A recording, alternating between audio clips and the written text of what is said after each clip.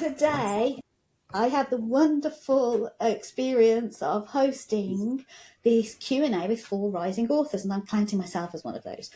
So let me just introduce you to the 4 of us. So we have the fantabulous Finola Howard. Finola is I'm going to read this out because I'm going to get this right, is a brand builder, a marketing strategist, and a thinking partner to businesses that want to make an impact. So these are special businesses that have a real massive desire to make an impact.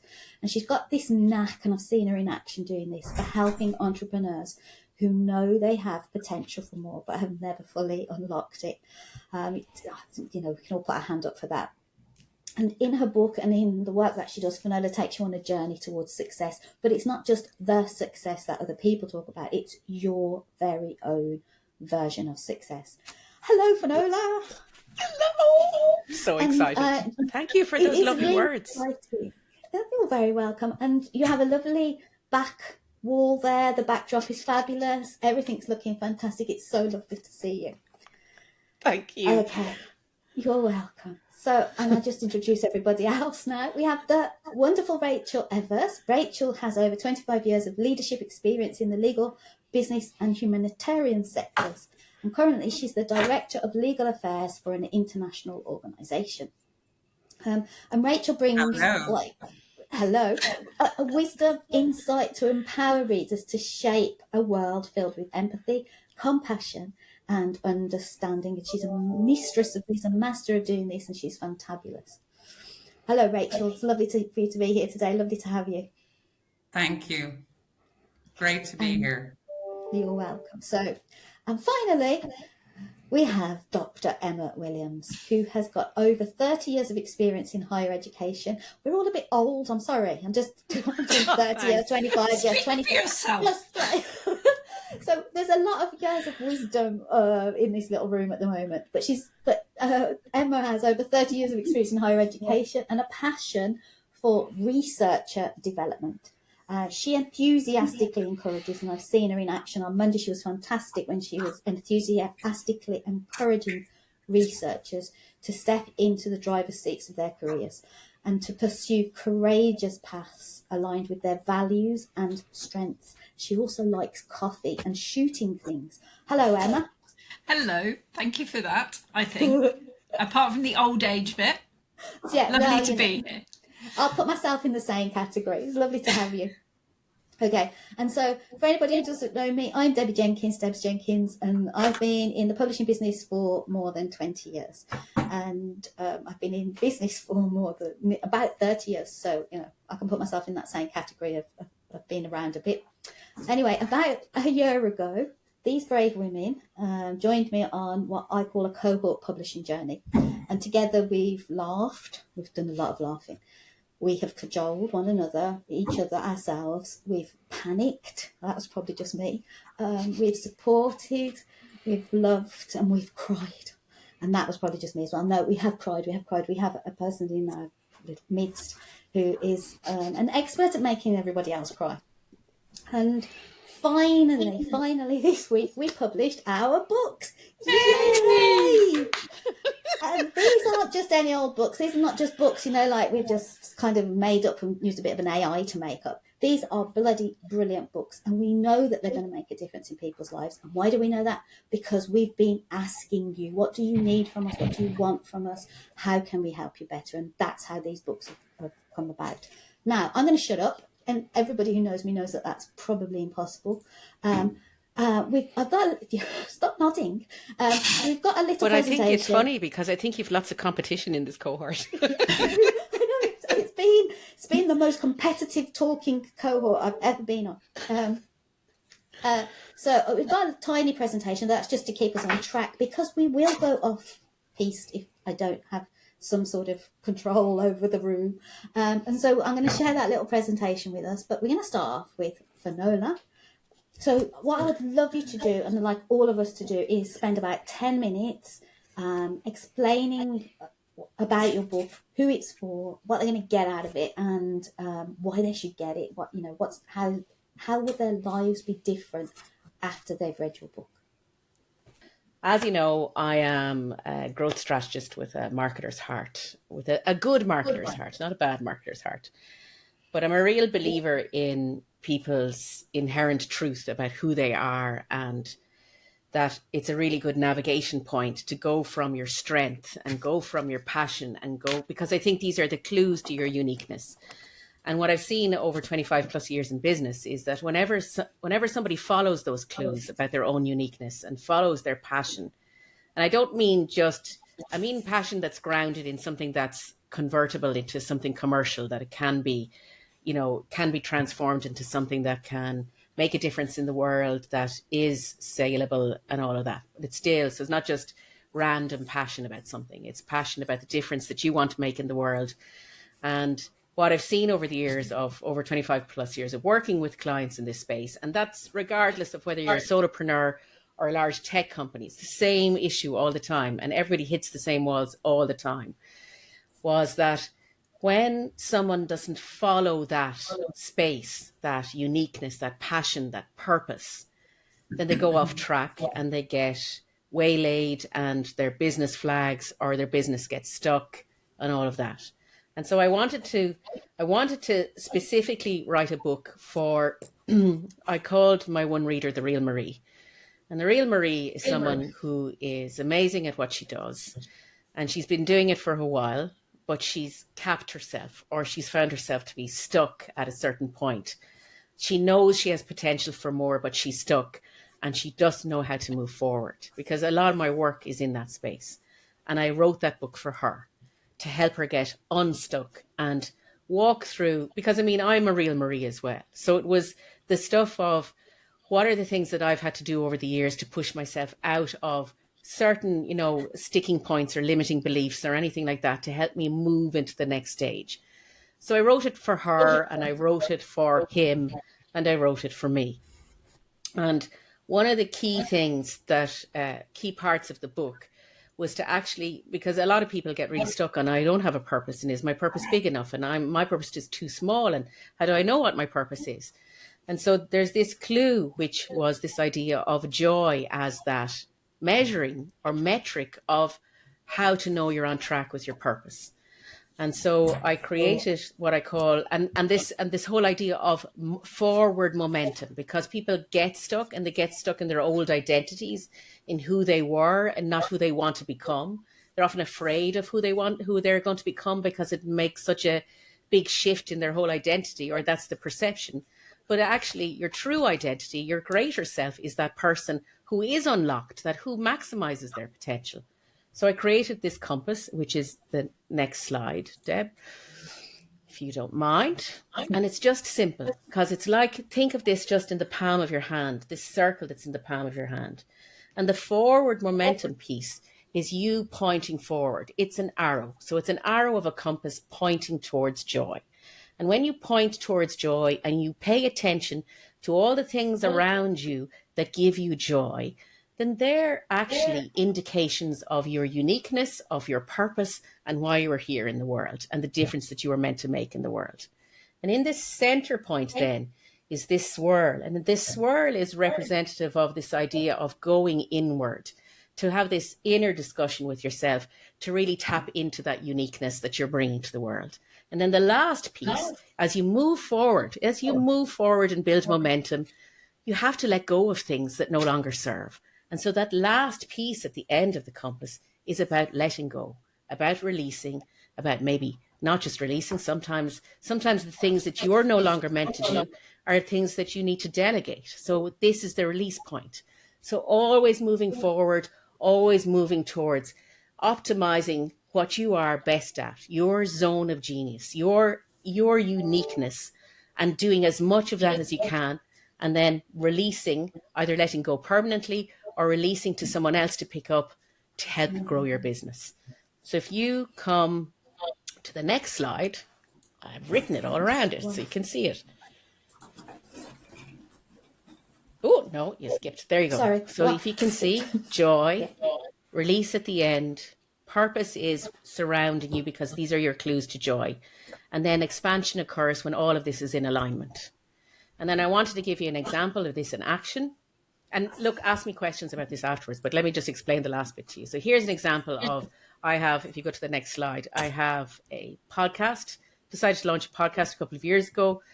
But it started with the pieces on the two edges of, I have a good speaking voice. People like my voice, and I love asking questions, and I love when people ask me questions, and I love learning, and I love these deeper conversations. I don't really like shallow conversation. I like things that make me think and help me expand how I think about stuff. And then I love telling everyone about it, and I love finding different answers to things. These were all clues to what I'm calling like a purpose point, or something that moves you. And that gave me the idea to have a podcast. And what happened then was I realized that using my voice then drew more people to me. It expanded my knowledge, and it actually shortened the conversion process in my business. And then at the end, you'll see me letting go of the thing I had to let go of most of was sharing only what I knew and the stories that I knew with one-to-one, only sharing them one-to-one, because I was always having these amazing conversations with these amazing clients of mine. And I felt that if I could share those conversations with other people, then they would benefit from those conversations too. So all of that stuff pointed to Your Truth Shared podcast. And that's how that compass can work for you. Hope that makes sense. Oh, that was wonderful, and the best I've heard you even explain that. So you're always brilliant at explaining it, but I think that was like the best I've ever heard you explain that. So cool. I would just like to say, I'm going to put my hand up. I am the real Marie too. I don't know if anybody else feels like they're the real Marie, but I am the real Marie too. Does anybody have any questions before? We're going to have a proper Q&A at the end, and I've got some questions that we're collecting up. But Emma or Rachel, do you have any questions for Finola before we move on? You've heard it all, lads. Not today, Joseph.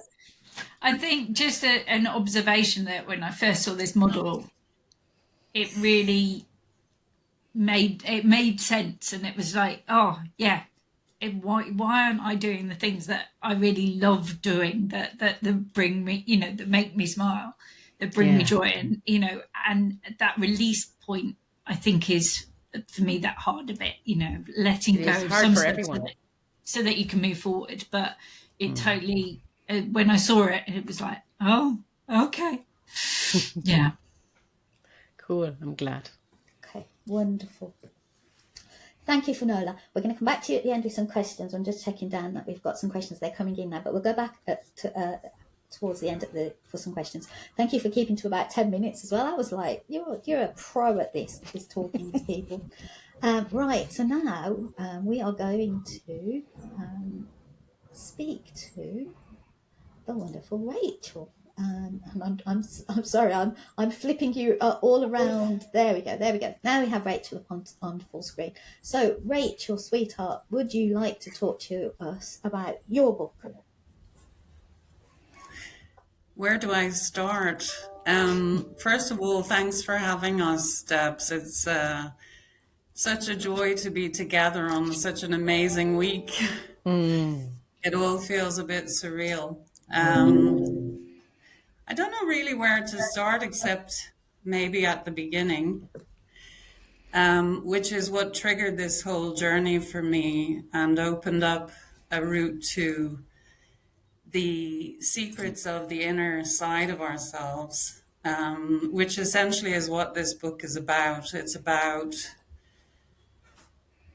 breaking through all the barriers that have held us back for years, some of which we probably didn't even know existed, or we don't know exist, but are there in the narrative, in the illusions we tell ourselves, in the, stories of the mind, the chattering self, whether it's telling yourself, you're not good enough, or not to do something, or holding you back from decisions, or sending you down the rabbit hole of procrastination, etc. I think all of us identify with that mind, and I'm not sure I've met anybody in my life who hasn't at some point struggled with limitations that become beliefs but are really baseless. Essentially, they're all self-created. And I think the moment that I started realizing that was triggered, as you all know, by the passing of my mother suddenly, which opened up this space for thinking about the identity of self. My identity was very much interlinked with hers, and all of a sudden I didn't have that identity to align with.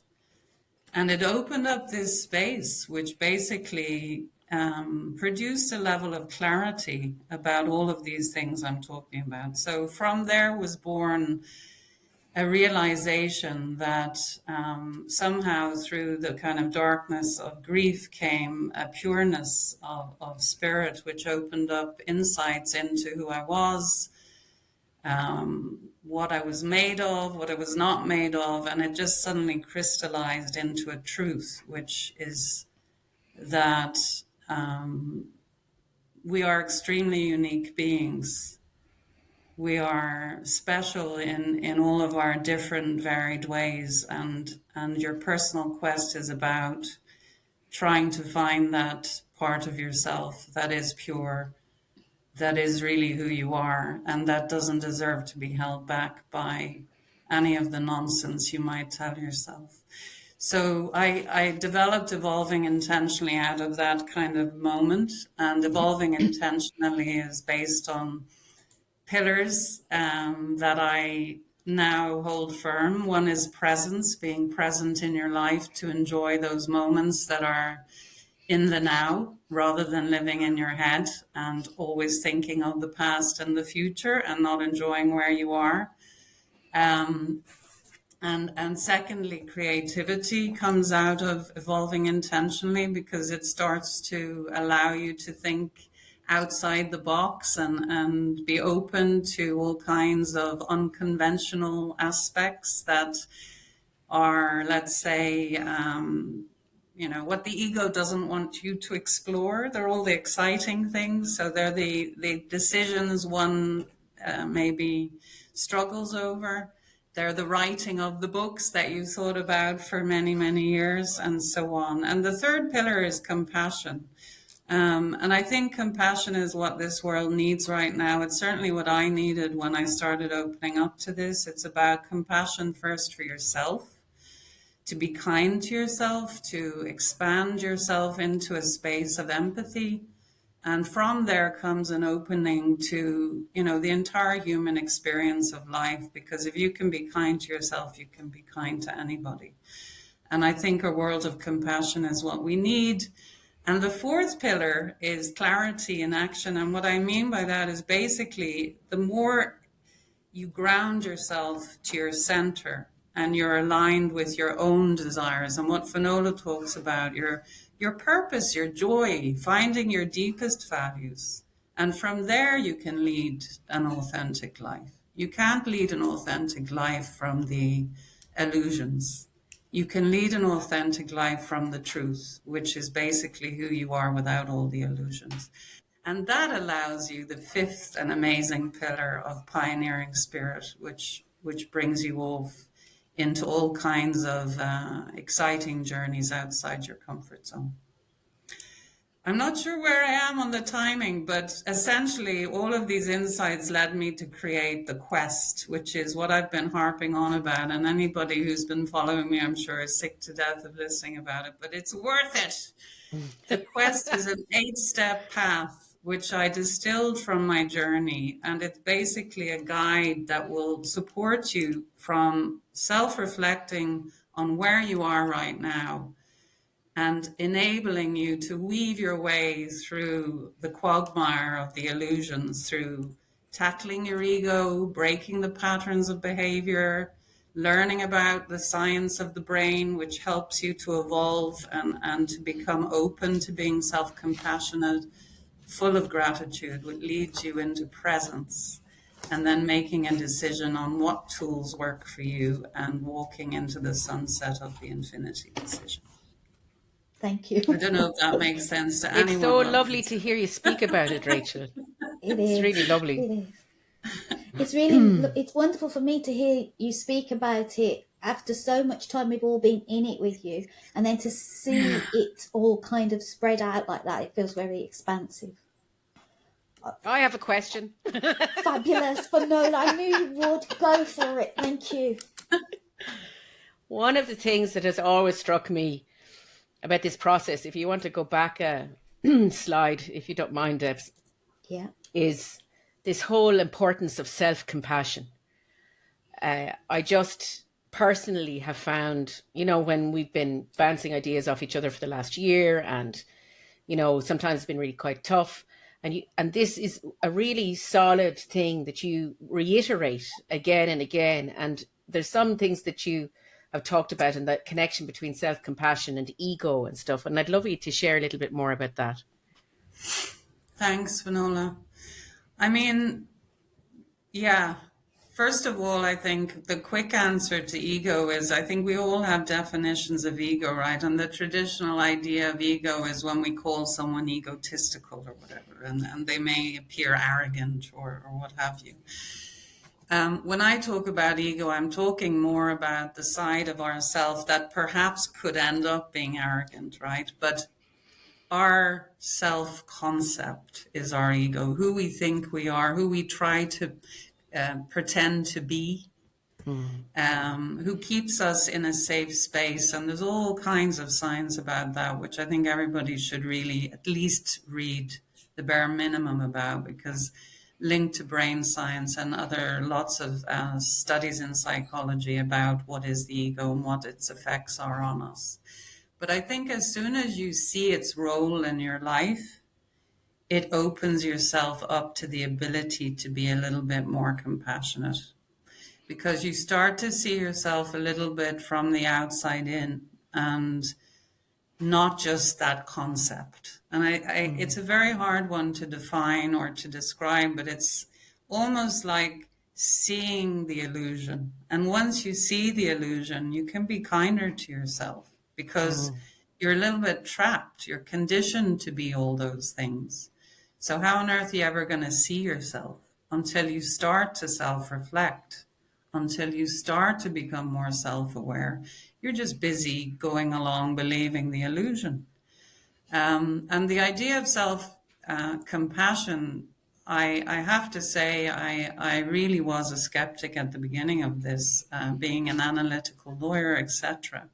Same with gratitude. Like, what, you want me to practice gratitude and self-compassion and suddenly I'll just be perfection? But actually it's far deeper than that. And when you can remove the skepticism and you go into thinking about things like, would I like to sit beside a person who talks to me like I talk to myself? Would I want a friend like that? Would I even listen to them? Would I have them in my life? And I think the answers are always no.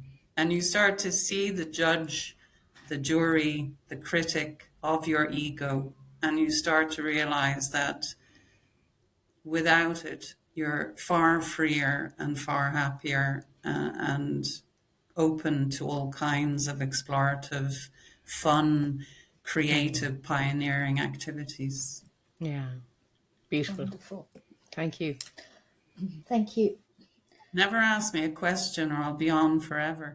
You're going to get some more questions at the end. You're not going. We can be on for as long as we want. Once we've got through this bit, we can be on for as long as we want. We can carry on the conversation. But let's go over to our fantastic coffee-loving Dr. Emma. Hello, Emma. Would you like to tell us about your book, why you wrote it, and what it's all about, please? So this book, I guess, has been going around my head since I left academia as a postdoc some 20 odd years ago. And who I wrote it for, thinking about, Debs, you always encourage us to think of that one reader.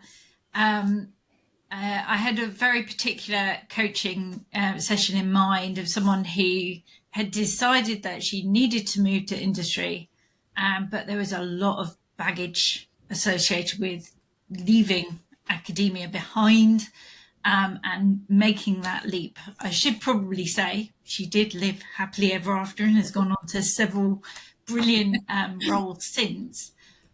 But when we met, she had, you could almost, it was very palpable. There was a lot of baggage just holding her back.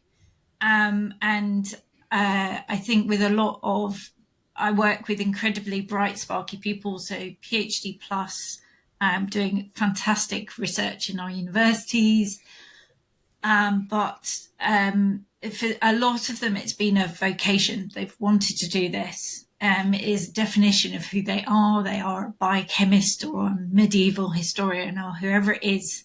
They've got that label associated with them. And so the thought of leaving that behind is really quite dreadful. They have, so in the book I talk about the itchy, scratchy academic comfort blanket, and they've wrapped themselves in it. And there are lots of things about academia, short-term contracts, the pay isn't wonderful even if you get a permanent contract. There are lots of things that will cause that blanket to get itchy and scratchy, and yet we know that environment, or the people I work with know that environment. They know the rules, they know the processes, and it was where they wanted to be originally. So the thought of coming out of the blanket is somewhat terrifying. Could I have the next slide, please? I feel like Chris Whitty. Next slide, please. Next slide.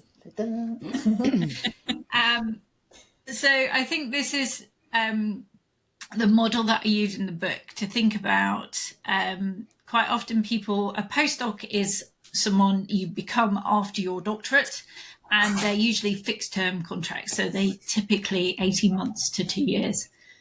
And I guess in common with lots of jobs is that we are initially on an upward trajectory. You know, we're learning stuff, just very much Finola and Rachel's books encourages to explore and to learn, and to find hopefully enjoyment in our work. So we're on an upward trajectory. But then I think with as soon as that stops being an upward trajectory, you've then got two options. Perhaps the slow death option, if you like, is the postdoc plateau.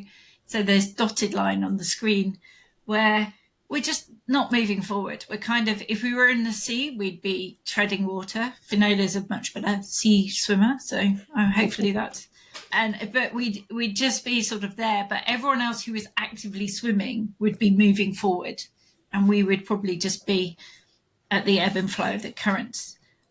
So thinking, kind of that it's okay, but we're not growing as a person. And certainly, Rachel's book entices us to do that. And for people who are as bright and sparky as the people I work with, that's not a good place to be, just being stagnant. Unfortunately, in my work with postdocs, I do come across people who are in the plummet zone. It's not a good roller coaster to be on. It's like people down here, I usually have a box of tissues for the coaching thing because there usually is tears. So it's, kind of either they've found themselves in a toxic workplace, or they're just, not moving forward, really stuck, perhaps have put everyone else first and haven't put themselves first. And there are certain metrics that you need in order to progress forward in academia, so publications, a great network, etc. And if you're permanently trying to sort out the master's student and the equipment, you never get to get those metrics yourself. So people can get into that plummet, and then people are very unhappy. Hopefully, what my book says is that you need to leave somewhere on this upward trajectory. You're never going to be able to find the top bit of peak. I don't suppose Deb's expected any calculus in this talk today, but kind of finding that top bit is a bit like balancing an egg. It's going to be quite difficult. But we want to be, when we're still enjoying it and moving forward, we need to be looking around at other options. But as I said, that's really difficult for people to think about moving. So that's what the book is there for, is to firstly get you to think about where you're at. So to have a look around at your situation, to do that reflective piece that Rachel calls us to do on her first step with the quest, to really think about where I am. Am I still the person who embarked on this journey? Am I still enjoying it? Do I want to move? What about my current workplace do I really love? And so through that sort of process of reflection, come up with 3 threads, which are behind me on my big thing of gold being your values, silver or steel being your strengths, so things that you're great at but you also love doing, and importantly then that purple thread of courage, self-respect, and really putting yourself first. So kind of, if quite often in academia people are poached to go and work at, I don't know, Harvard or somewhere, one of the big universities, that boss is going, that boss's first thought isn't, oh, I wonder about my postdocs. So postdocs really do need to be in the driving seat of their careers, which is where hopefully, having got those 3 threads, they can start to weave a route forward and shrug off that blanket.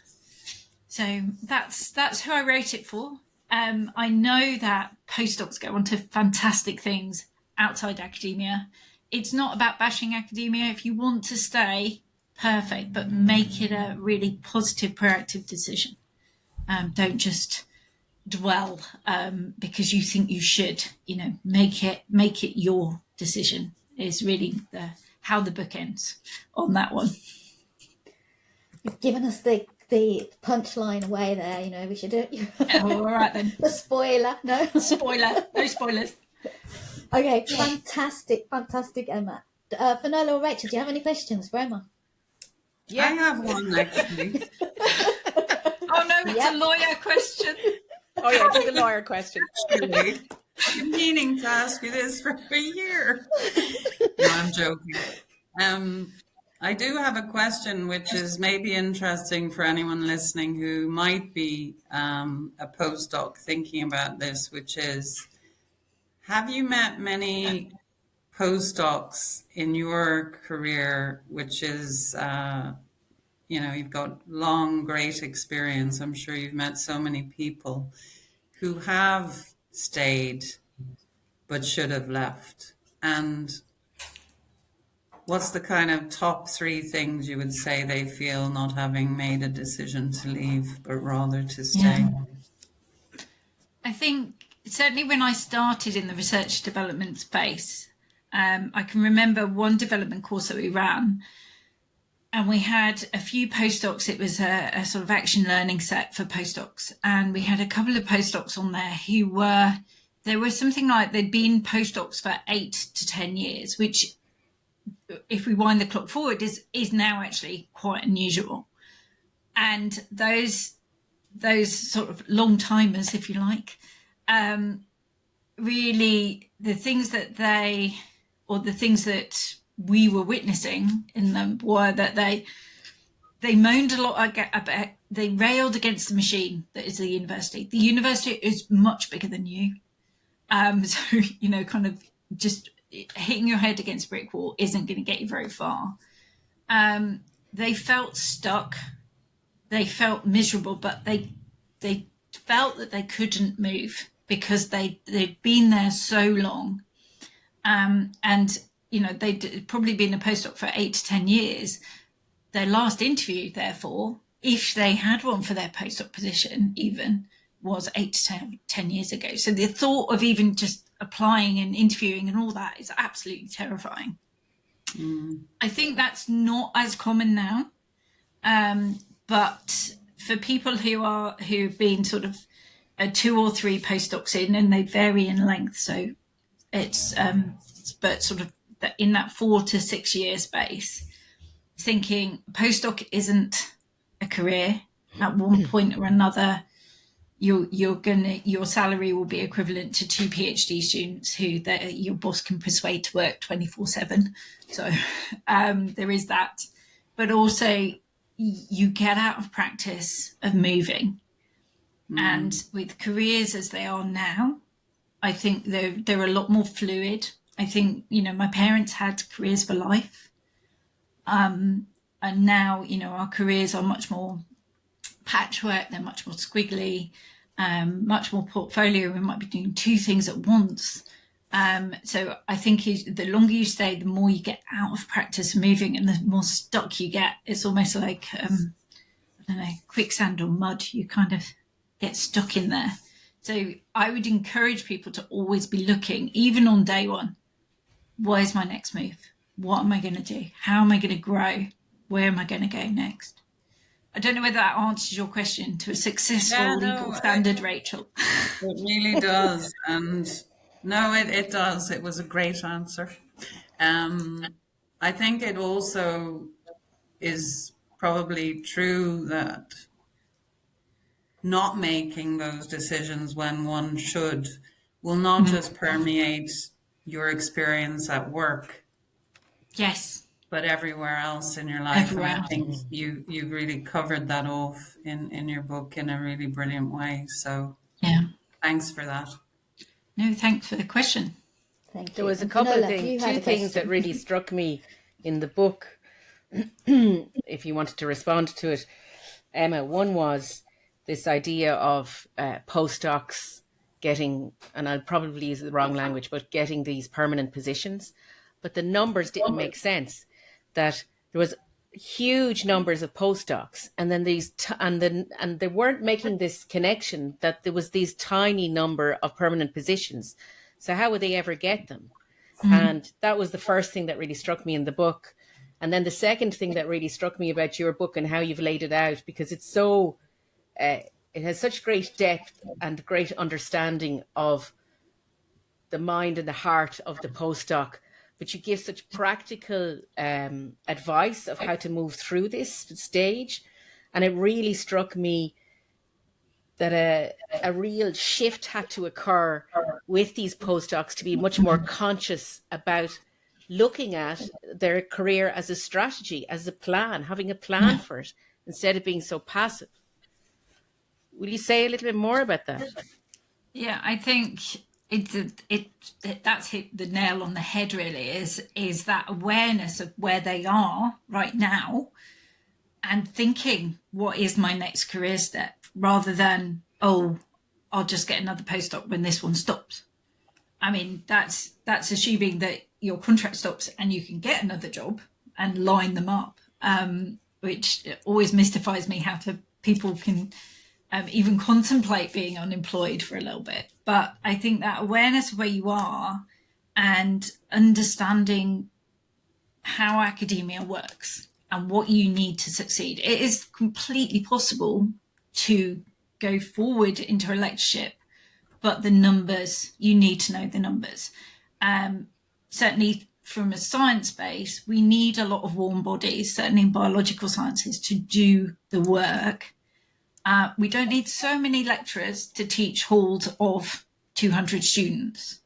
And so, the one thing that I would say is just, kind of just to start raising your awareness, if you're a postdoc, is go and look at jobs.ac.uk or the local academic jobs pages and see how many lectureship posts are being advertised in your discipline. And the numbers aren't huge and the competition is fierce. So you can make it, but there are plenty of other opportunities that will deploy your skills, your experiences, and might even make you happier. Coming back to your idea of joy, certainly the postdocs who get in contact when they've moved away from academia, the ones that do sort of regroup and email me, a lot of them say, if I had £1 for every time they said, I wish I'd done this sooner. I really love what I'm doing. It's, I really feel that I'm making a difference, which is quite often why people cling to academia. I want to make a difference. I'm making a difference. I'm enjoying it. I'm using my skills and experiences. People value my expertise. All those myths that we perhaps surround ourselves in this comfort blanket are actually debunked by those people that go out. So I would have a look around you, understand where you are now, but also talk to people who have escaped the confines and really, have a chat, ask them if they're happy. And I think you'll find the majority of them are.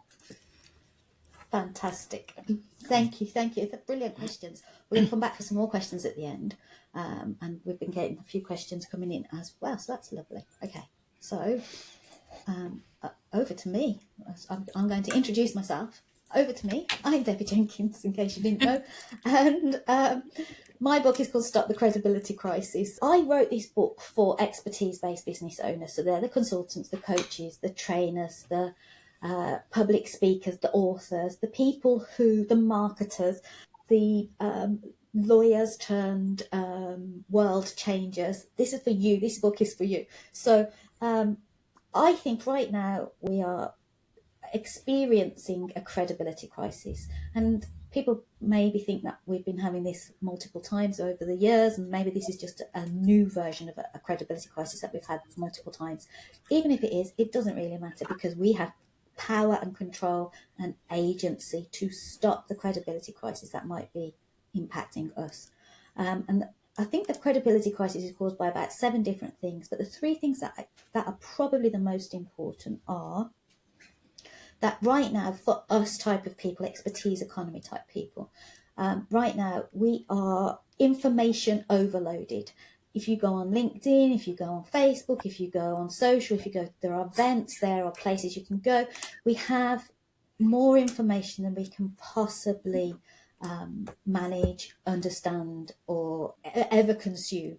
And not only do we have this overload of information, but we are also creating more information. And what does that mean? That means that there's a challenge for us to cut through the noise and demonstrate our experience and our expertise, okay? And that is causing part of the credibility crisis. Another part of it, I think, is coming from competition.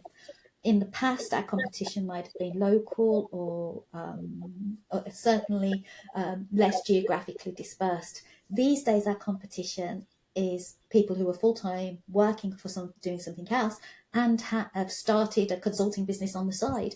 They're the hustlers that are doing the things, that we do as our full-time job. They're doing it part-time or extra time, or the squiggly careers, the multiple, double, triple careers that people have. And so that means that there are more of us in the market. Our competition has increased. And so it's really hard. And the problem with that is it's really hard to explain why we are different to other people who say they do the same thing. And the third part, I think, that's causing us to have this big credibility crisis right now is rapid technological change. And I'm not going to point the finger only at AI, but AI is certainly causing plenty of problems for expertise-based businesses. You can write a book in 30 minutes. You just type in the title and your book will appear like magic. And so this is causing quite a few problems for our credibility. And so as I was thinking this through and I was trying to understand the credibility crisis for myself, I came up with this model, and I'll show you the model. What do I mean by credibility? Okay, so I think credibility has 2 parts to it, and we expertise-based business owners, we want to be in that credible quadrant up in the right-hand corner, and that means we need to demonstrate a high level of trust and to generate a high level of desire. So we're looking for high trust and high desire. And when you're in that credible quadrant where people trust that you are a safe pair of hands, you can do what they need you to do, that you have the skills, the qualifications, the experience, the case studies, the credibility clues, and you are offering something that is desirable, that there is a market for, that people want and will pay for and appreciate and value, then you are in that credible quadrant, okay? And this is where we need to be. And this is our goal, this is our desire. But the problem we have a few different problems, but let's have a look at the other squares first. So down here is in the low trust and the low desire is what I think of as base camp. And this is not necessarily a bad place to be, but in base camp, it's where you might be thinking of a new idea, you might be going into a new industry, you might be going into a new position or type of work that you'll be doing for people.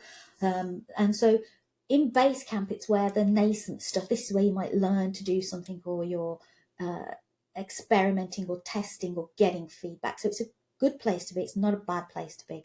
It's a bad place to get stuck. And so we need to move out of this low as quickly as possible to get ourselves up into this credible quadrant. Okay, so those are the two kind of extremes. And our goal is to move ourselves and stay confidently in that credible quadrant with high desire for what we do and high trust in how we do it and who we are. The two other quadrants, I'm going to just quickly tell you about those.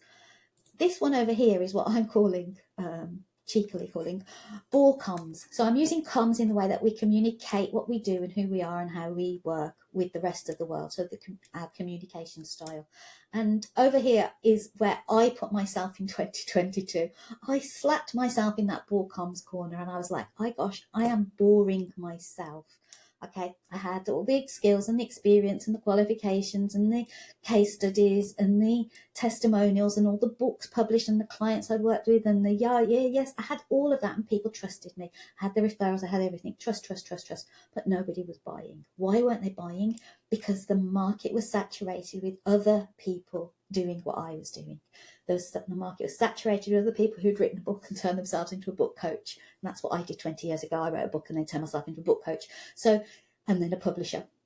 And so the market was saturated with those people. It was noisy and it was difficult for buyers to understand why they should buy me. They should buy what I did. And so I had to do something different. And I had to do something different and take a lesson from the other square, from this gang up here, which I call the bro-comers. So the bro-comers, you've probably heard them. Yeah, they're people who go around saying, buy my program and you'll get your book written in 30 minutes. You'll get abs.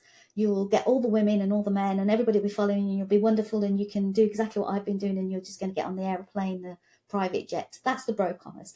And I've been quite dismissive of those people in the past and kind of enjoyed and watching them. And then I realised I could actually take a lesson from them because they know how to generate desire. And so if we can generate desire and prove our trustworthiness, then we get ourselves into the credible quadrant. And so in 2022, when I came up with the idea of doing the cohort publishing, I improved the desire for what I was doing and demonstrated the trust. Okay, and that moved me back into that credible quadrant. Now, the thing about this is, and the thing that I learned probably too late, was that while you're in the credible quadrant, you can, because I've been in business for years, lots of years, you if you're not constantly looking forward to what's going on ahead of you and also checking to see if people are following you behind, then you can quite quickly accidentally fall into one of the other squares. And so you have to have this vigilance, this eye on the future, the eye on the flag, and your eye on what you're going to be doing next, taking feedback from the market, communicating with people, creating products that they want, and disrupting yourself before you get disrupted. And those are all the things I talk about in the book. So that's what the book's about. That the book is about why you need to take care of your future, because if you don't, you'll fall down back into base camp or you'll fall into ball comms. You don't want to be in ball comms, it's not fun. And you certainly don't want to go in bro comms. I'm so sorry, bro comms, but we don't trust you and you need a big dose of trust if you want to get our business. So that's what my book's about. And my book is about how we stop the credibility crisis, how we stop our losing business to people who don't have the skills and experience and qualifications that we have because we've been too cautious in our marketing and in the way we generate desire for what we do. So that's what my book's about, and that's what I think you should buy it now, obviously. So any questions for me?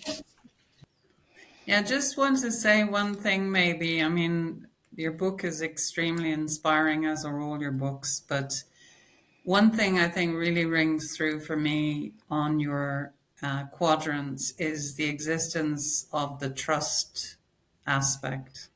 And it's so interesting because it really intersects everything in life, in business, in professions, in academia, in entrepreneurship, whatever we're talking about.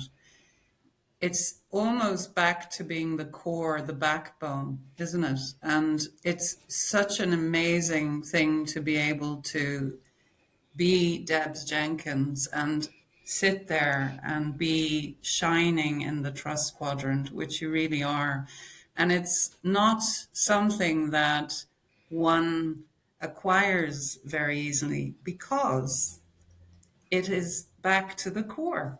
You know, once you get back to the core of who you are able to radiate that level of trust because you're authentic. Whereas the ones Yeah. in the broke comms quadrant, we see through. And we all know why we see through, because the trust isn't there. Yeah.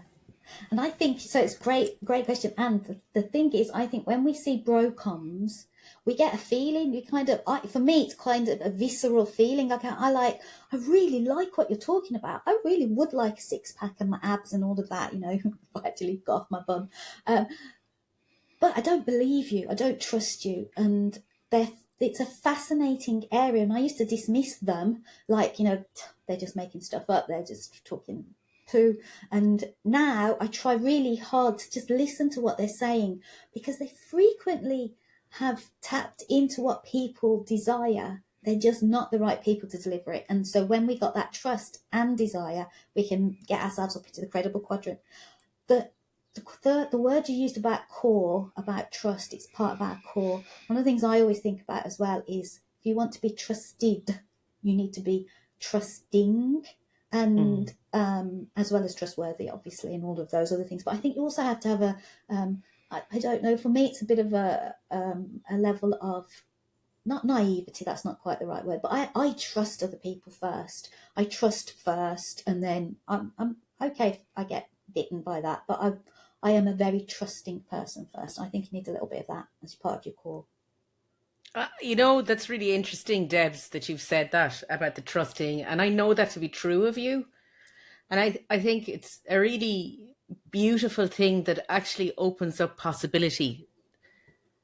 And I think you really realize that already, that it actually, by being trusting, you're giving people the benefit of the doubt, but the opportunity to be more, and you get to receive more because of that view of the world. Yeah, it's a different way of thinking about things, I think. Yeah. But I have a question. Go on then. I love this intersection between, you know, you start from base camp and you go bro comms and bore comms, which is, you know, and there's components in either one of those. And when you come to the credible quadrant, in your experience, do people get scared of the potential work involved of being in that quadrant? Yes, well, I'll talk for my personal and some of my clients. When we get into that credible quadrant, there's a sort of like, I don't want to say the fear of success, but when you're in there, you have to work to stay in there, because it's quite easy to drop back down, to stop proving your trustworthiness, to drop down the desire scale. And so there is an element of work. We have to keep working there. We can't let apathy or laziness drop us back down. Oops, we've lost our wonderful Finola. I'm sure she'll jump back in. But we can't lose sight of the fact that there is work to be done to keep in that credible quadrant.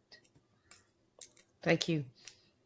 Okay, so we're going to wait for Finola to come in. But in the meantime, so got a few more things to share with us, and then we're going to move on to some of the questions. So let me just see. Okay, so in case anybody didn't know, these books are out now and for the rest of this week. They're only 99p, 99c if you want a Kindle copy. And that means that you can read more, find out more about what we've been talking about, and learn more about what we've been talking about for just 99p. I mean, you can't really get better than that. And not only that, but all of us have also put, if you buy our books, we've also put loads and loads of bonuses and enhancements there for you as well. So you just have to sign up to get those bonuses and enhancements for each of the books. And, you know, all sorts of different things, tools and techniques and cheat sheets and quizzes and diagnostics. There's so much extra going on that backs up our books, that helps them be valuable and useful for you. So please buy our books. finally, just wanted to mention that the wonderful Sally Murphy, Sue What, Who Cares, will be also coming out in September, and we're really, really excited to be behind Sally's book when it comes out in September. And we've got another 3 books coming out in October as well. So the cohorts are doing well and they're moving ahead. And so Sally's book is going to come out in September. So we're looking forward to that. And so finally, over to your questions. Now, I've got some questions come in on the, and we don't have Finola back yet. Hopefully she's going to come back soon. So I'll leave Finola's questions till last. Okay, so I've got one question first for all of us. Okay, one of the things, and then I'm going to go use other people's questions, but one of the things I've just noticed as we've all 4 been talking is this idea about identity. So Finola talked about identity, getting stuck in an old identity. Rachel talked about identity and working out who we are and not letting ego hold us back in our new identity. Emma talked about identity when she talks about who they are and the label that they have and who they might become if they leave academia. And I think about identity with being in that credible quadrant. So what do we think, women, young ladies, why is identity so important? Why is that something we've all been writing about? I mean, for me, it's important because it's insightful. It's like a route into understanding the self, which is something I've always been interested in, like the why of things. Why are we so obsessed with our identity? And I think a lot of it is rooted in socialization, basically, and conditioning. We're conditioned to believe we have to be A, B, C, D, E, and we become obsessed with attaining A, B, C, D, E. And we don't spend enough time thinking about why on earth we want to attain that. We just get busy on that route without really thinking about it. And suddenly that becomes our identity. So identity, it's an interesting word because it can be many things. But I think for me, breaking that up and looking at your identity from many different places suddenly reveals a number of insightful truths that can actually lead you to what I call your true authentic self, which is removed from identity. It's more spaceless, and perhaps that sounds a bit existential, but it's the inner self, the real you, that doesn't have to be tagged with a label of identity or otherwise. Yeah. I think that's where we're all kind of searching and heading towards. Emma, have you got any thoughts? I think in my world, you perhaps more pigeonholed than other worlds, in that you're in the chemistry department, you're in the physics department, you're in the whatever department, and so therefore you are one of that tribe. The particular way that research is set up is that you'll be in a group, and that will be one silo. So there are lots of it's almost like an onion shell of where you belong here because you're in this group, in this building, in this department, in this discipline. And therefore, I think that there's a huge amount of inertia to try and move out of that. It's like if you're stuck in the middle of an onion, you can't get out of it very easily. So, and I guess being in the personal development space, I've done a lot of thinking about my identity, and I still haven't got to the bottom of the question of, am I still a physicist? Now I do other things. But to some extent, it doesn't matter, because to come back to Rachel and Finola's books, I'm now doing things that I love doing, that I enjoy doing, and I'm trying to be true to who I am, rather than anyone else's expectations.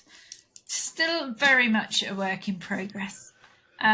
It's still much a quest, Rachel, but I'm trying to get there.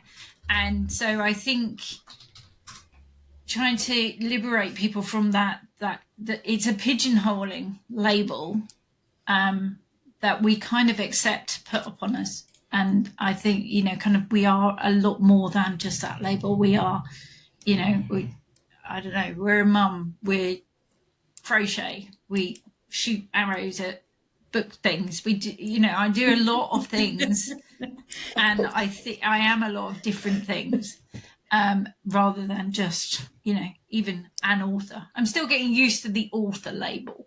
That's an You've got your interesting. third book now, young lady. I know. You should be very I'm confident. a slow learner. It's going to take me a while to get used to that one, but it's such an interesting question. I'm sure Finola will have a great thing, and she's going to go, "What? I missed the question." So I've got a couple of questions for each of you. So we've had a few questions. There's been a nice conversation going on in LinkedIn about halfway house between academia and the rest of the world. In law, I would always encourage people with practical skills to do outside work if employers allow this. And some people don't have those types of skills. And the conversation with Adam and Greg have been going on about this idea of doing outside work. Is there anything you'd like to add, either Rachel from a lawyer point of view or Emma from an academic point of view? I'll let the lawyer go first. It's always wise. I didn't quite get the question, but is it about doing outside work as well as your core work? Yes. So there's a halfway house between academia and the rest of the world. And then, and in law. So this is Adam Samuel. Yeah.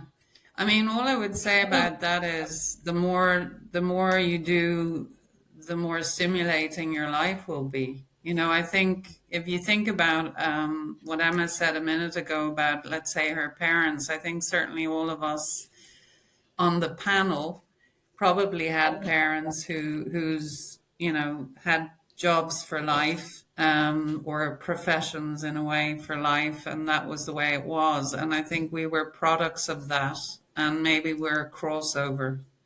But the younger generations, let's say millennials, and even Gen X, but millennials and Gen Z and beyond that, they're all into multi-talented, multi-activity.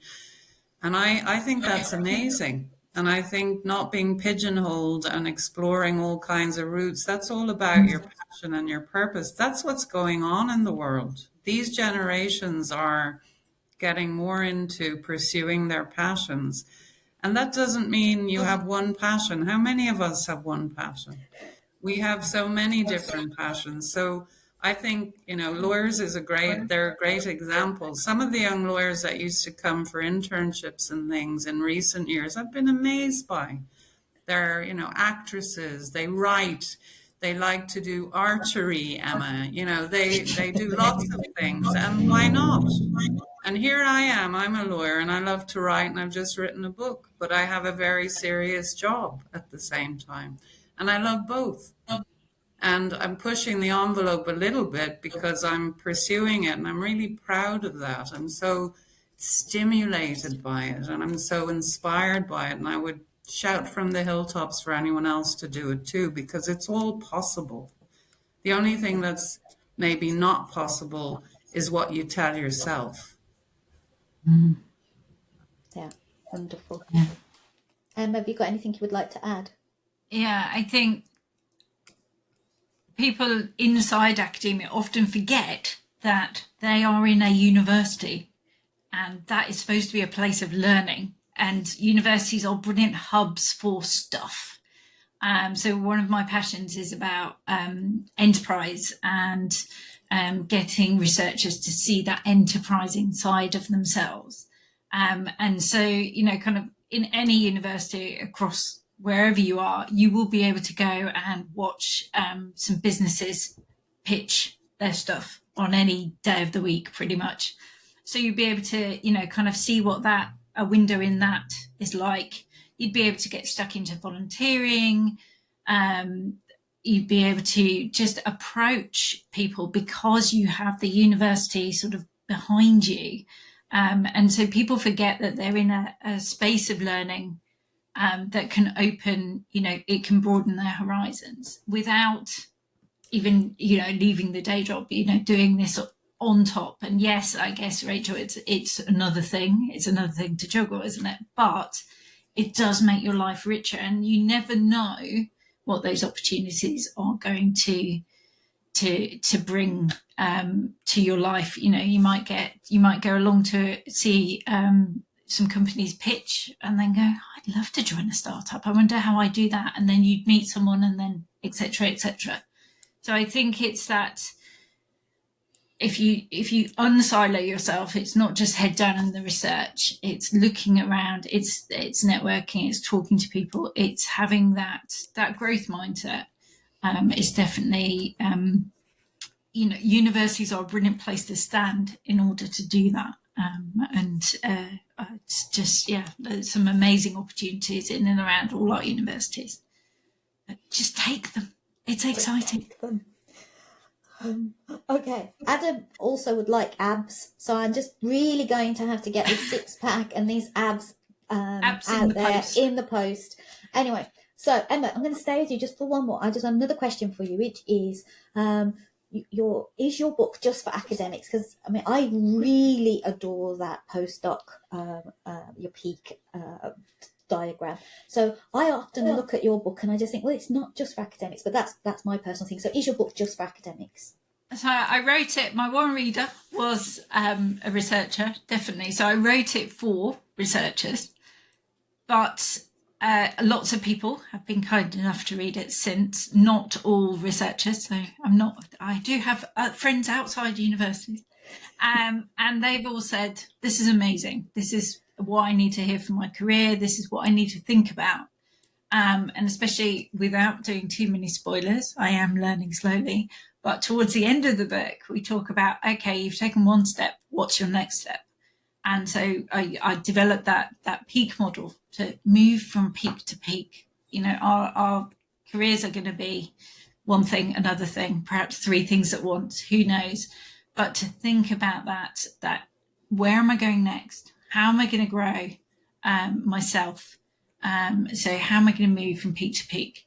And that seems to have really resonated with people. And the advice is pretty much universal. Researchers definitely need to hear it, but, kind of talking to people, finding out about next steps, all sensible stuff in there. Ooh, I might have put sensible content in a book. Need a gold star for that one. Fantastic. Okay, thanks, Emma. Okay, I've got a couple more questions. I'll start wrapping us up. I've got one more question for the wonderful Rachel. So, Rachel, there's loads of, this, we all know this, there's so many personal development models out there. What is it that sets the quest apart? What is it that sets what you talk about apart from all of these? Yeah, I mean, I'm someone who has shelves upon shelves upon shelves of these books. I've always loved reading about why and how, and there's an amazing array of books out there. And I wouldn't want to diss any of them because they all bring their own thing. And I think one thing that I found really a crucial thing is, in order to really embark on the quest and benefit from it, you need to be ready, and it'll come to you when you are. It's not a quick fix. And that's one thing I would say is its difference. And one of my eureka moments, actually, you're always looking for quick fixes, right? All of us, whether it's the abs or it's, whatever. And actually growing and becoming self-aware takes work. It does take, pontificating your navel, as they say. It does take looking into yourself and thinking, well, where am I now? And what kind of self-reflection brings you, I think, is some insights that people who don't self-reflect don't get. And if you don't self-reflect and you don't know where you are, then how on earth are you going to know where to go? So I think what I realized and why I crafted this is because of my own journey. It took me to realize that, to actually evolve. And then the more aware you become, and this is why the Quest roadmap is so incredible, if I say so myself, is because actually each time you take a step towards awareness, self-awareness, you start to see more. And then the more you see, the more it reveals. And it's almost like this ongoing journey of discovery, and comes from doing the work. And I think we've all met people who are not self-aware, without kind of, well, I will diss them. They're highly annoying. You know, people who don't know who they are Yeah, and just you and say it. don't do a little bit of work to find out a bit more about themselves aren't that pleasant to be around. And I think that's part of my theory, which is the more you become self-aware, the more you see your ego, the more you're able to dismantle it and start becoming self-compassionate and kind and actually grateful. And then it leads you into presence. And then you decide, you know, oh, I like this. I'm going to actually employ it and I'm going to evolve with intention. And so it's a journey that I would say is, you know, it comes from my own journey. I've lived it. I've done it the hard way. I've done a lot of work, and I think that's what you need to bring to the table. So if you're prepared to do that, that's what I think the quest. That's how it's a little bit perhaps distinctive. Is it will bring you the goods. It will bring you freedom. It will change your life if you're prepared to do the work to get there. Fantastic. Thank you. And I'm going to wrap up with this final slide, which is just one final request. Books are out this week and we've made them 99p, 99 cents, so that as many people as possible can get them, so that you've got a chance to put some of the things that we think are important into practice, to get on those journeys, to get to get these results, that these transformations that we've been promising you. So I'll be putting in the link below how to get the books and to get everybody's book. And when you buy the books, if you then register with the authors, you'll also get to learn how to measure your joy scale. You'll get the peak to peaks post doc. You'll get the quest. You'll get all of these tools and these techniques that we've been sharing with you. And you get a rocket. Oh, and abs. I bought Finola solely for the rocket. Yeah, I think rockets, abs, and rabbits. I don't know. Did we put rabbits in anywhere, or cats? We should have put cats in. Anyway, so can't tell you. Just final before we finish. All of these books got on the Amazon bestseller charts. We all got bestseller status this week. We launched them on Monday. We worked really, really hard. We had technical difficulties. We cried. And I am just so overwhelmed and proud to have been part of your journeys with you, ladies. So thank you so much for coming today. Thanks everybody for listening and asking brilliant questions. Thank you. Ciao.